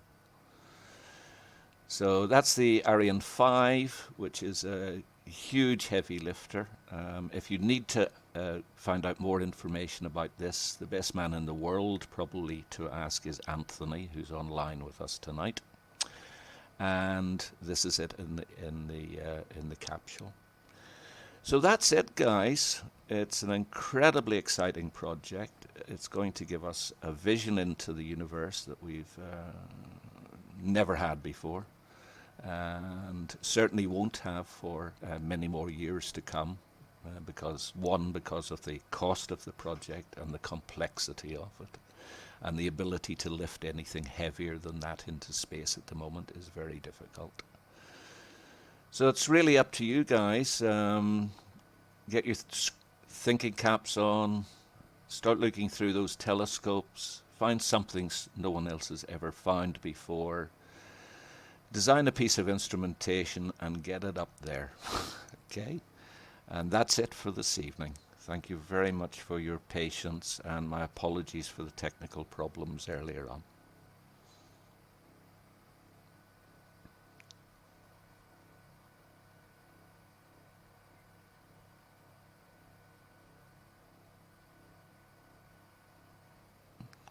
Oh.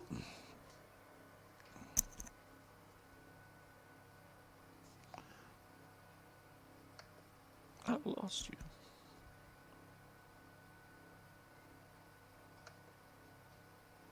Ah. Am I back? Yeah, you're back. I wasn't here because yet again I didn't unmute myself. My stomach was rumbling rather loudly and I didn't want to spill. That was absolutely amazing, Donald. I was just saying, although none of you could hear me, I just wanted to echo Joy's comment that she said quite early on in your talk that this is utterly fascinating. And it really struck me that how far we have actually come from that Herschel telescope with the fuzzy images and all the aberrations to that amazing piece of equipment that's flying off into space.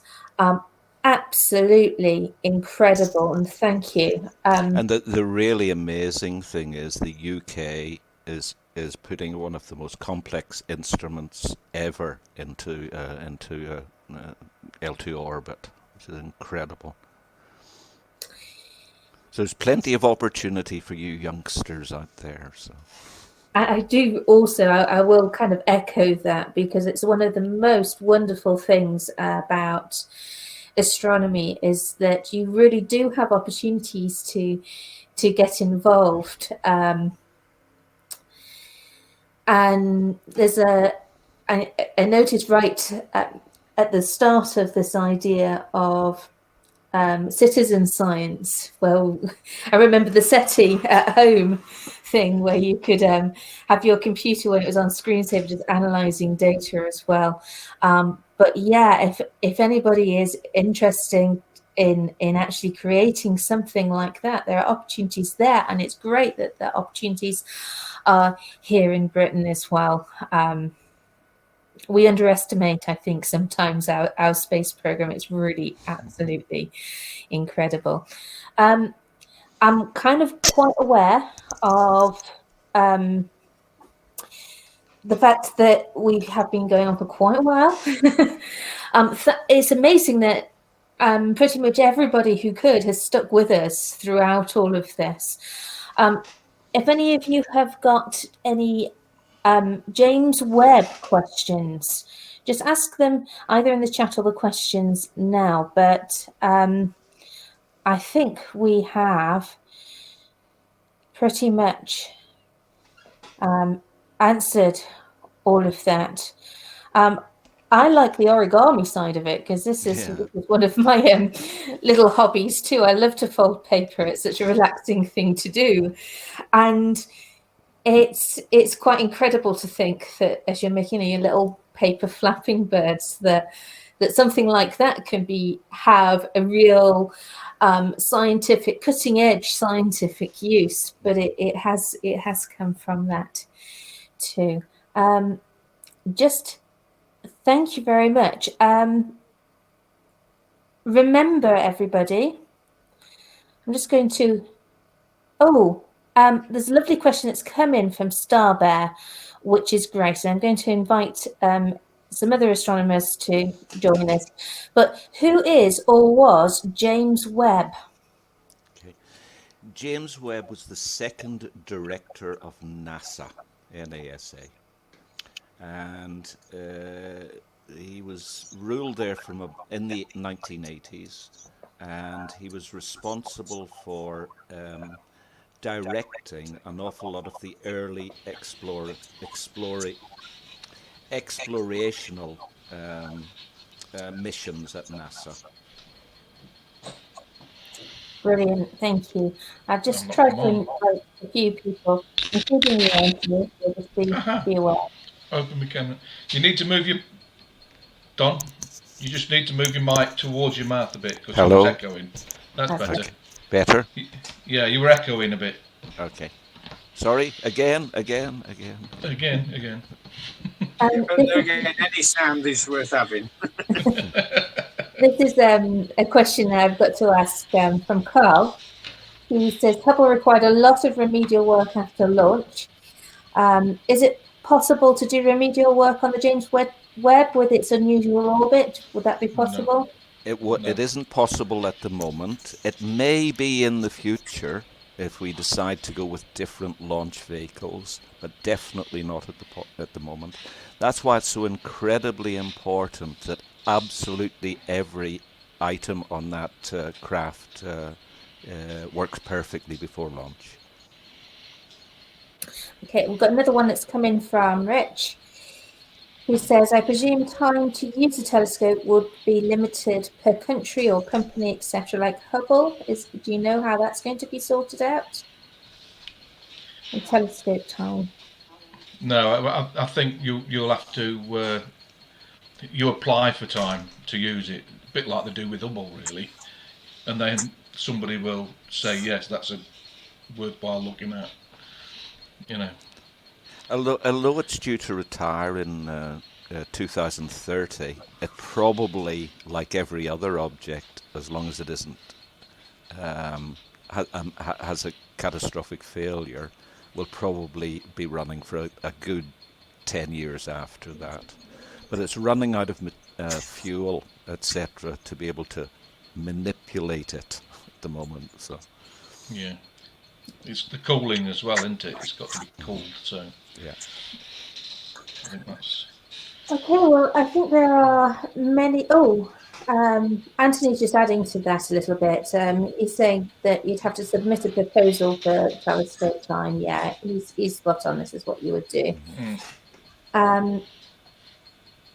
Rich says, hope it works. There is no second. If it doesn't work first time, that's it.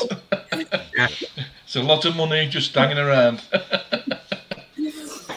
Absolutely. Well, thank you so much, everybody, for sticking with us.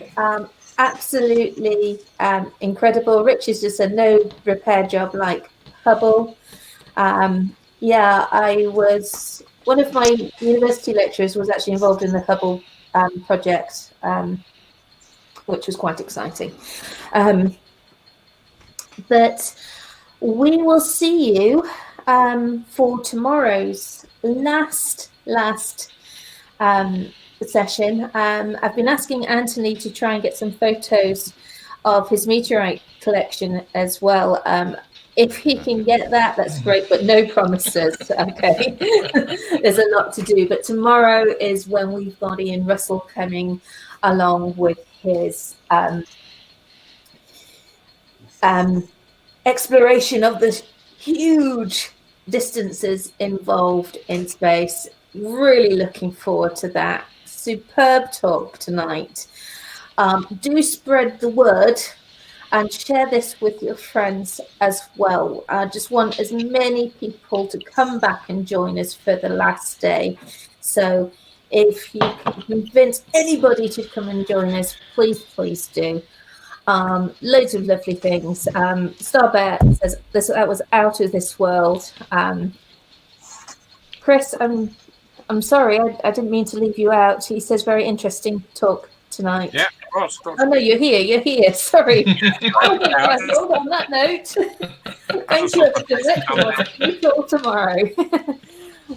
Bye, everyone. Bye. And thank you so much, Donald. That was amazing. Was it okay? I'm sorry about the problems there.